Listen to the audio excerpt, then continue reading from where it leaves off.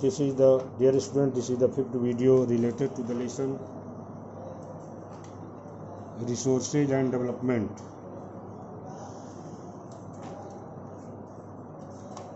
Do you know that India has got right to mine manganese nodules from bed of the Indian Ocean from that area which lies beyond the exclusive oceanic zone?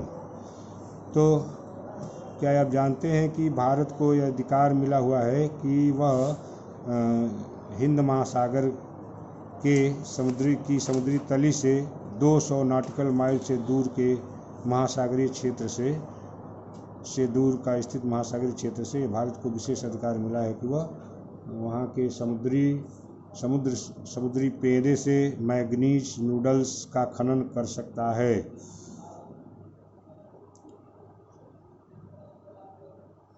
Identify some other resources which are international in nature. कुछ ऐसे संसाधनों की पहचान कीजिए जो अंतर्राष्ट्रीय संसाधन हैं।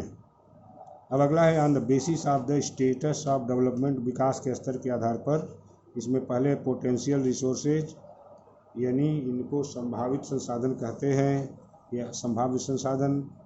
Resources which are found in a region, संसाधन जो किसी क्षेत्र में पाए जाते हैं but have not been utilise, लेकिन उनका उपयोग नहीं किया गया है।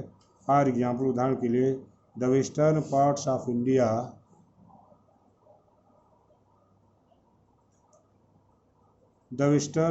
ऑफ इंडिया, भारत का पश्चिमी क्षेत्र, पार्टिकुलरली विशेष रूप से Rajasthan and Gujarat have enormous potential for development of wind. तो राजस्थान और गुजरात में पवन ऊर्जा और सौर ऊर्जा के विकास की असीमित पोटेंशियल और संभावनाएं हैं, but so far these have not been developed properly. So far माने अभी तक, लेकिन अभी तक इनका विकास नहीं हुआ है, इसलिए ये पोटेंशियल रिसोर्सेज हैं, संभावित संसाधन हैं। अर्थात पश्चिमी राजस्थान और गुजरात में सौर ऊर्जा पवन ऊर्जा के विकास की अपार संभावनाएं, लेकिन अभी इनका उतना विकास नहीं हुआ है। अगर कोई सस्ती और आसान तकनीकी आ जाए तो उस क्षेत्र में इन पवन ऊर्जा सौर ऊर्जा संसाधनों का विकास हो जाए। तो ये संभावित संसाधन हो गए। फिर डेवलप्ड रिसोर्सेज, विकसित संसाधन। रिसोर्सेज विच आर सर्वेड, वे संसाधन जिनका सर्वेक्षण किया जा चुका है। And their quality and quantity have been determined, और उनकी मात्रा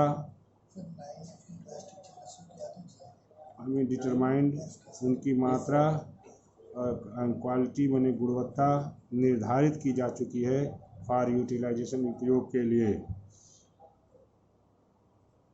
the development of resources depends on the technology and level of their feasibility. तो संसाधनों का विकास प्रौद्योगिकी और उनके संभाव्यता के स्तर पर आधारित होता है। स्टॉक, भंडार संसाधन। Materials in the environment which have the potential to satisfy human needs, यानी वातावरण की वो चीज़ें जिनके पास ये क्षमता है कि वे मानव की आवश्यकताओं की पूर्ति कर सकती हैं,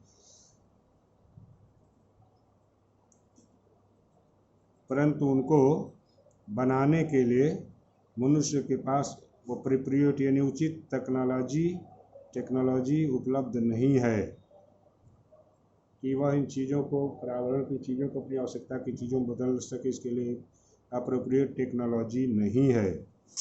ऐसे संसाधन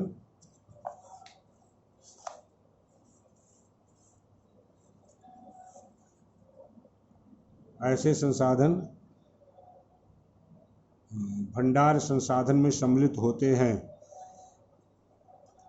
फॉर एग्जाम्पल, उदाहरण के लिए, water is a compound of to gases, जल दो गैसों का कंपाउंड है यानी मिश्रण है। हाइड्रोजन एंड ऑक्सीजन, हाइड्रोजन और ऑक्सीजन का मिश्रण है।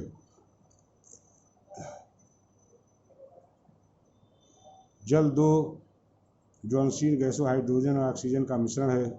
Hydrogen can be used as a rich source of energy. Hydrogen का प्रयोग ऊर्जा के एक समृद्ध स्रोत के रूप में किया जा सकता है, but we do not have advance technical know how, लेकिन हमारे पास ऐसी अग्रेसित तकनीकी नहीं है जिसे हम ये जान सकें कि इस प्रकार के संसाधन का उपयोग, इस उद्देश्य से हम इन संसाधनों का विकास कैसे करें, ऐसी हमारे पास टेक्नोलॉजी नहीं है।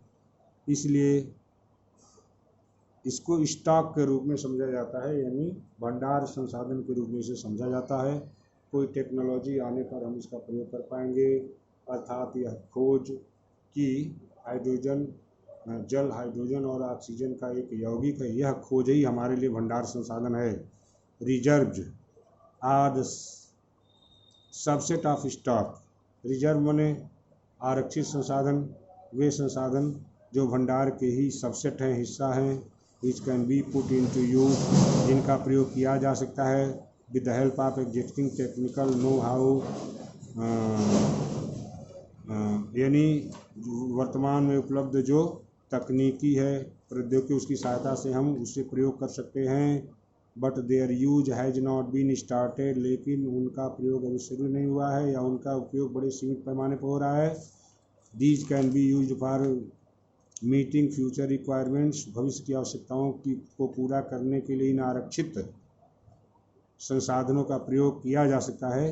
River water can be used for generating hydro electric power, नदी के जल का प्रयोग जल विद्युत तैयार करने के लिए किया जा सकता है। बट प्रेजेंटली, लेकिन तत्काल में, it is being utilised only to a limited extent, लेकिन वर्तमान में इसका उपयोग अभी सीमित पैमाने पर भी हो रहा है।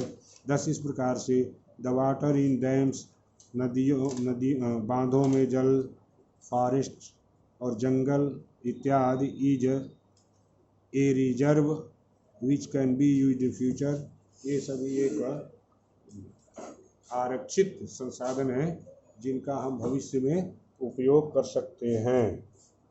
Thank you.